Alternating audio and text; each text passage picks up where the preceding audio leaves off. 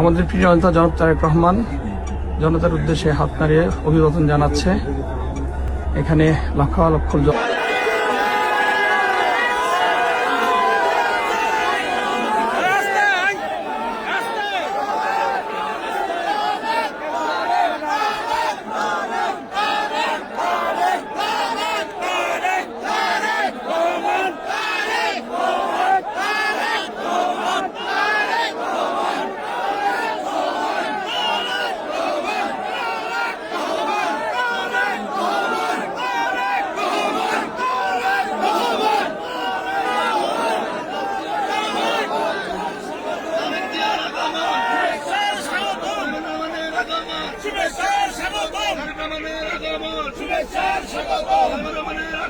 শুভেচ্ছা স্বাগত।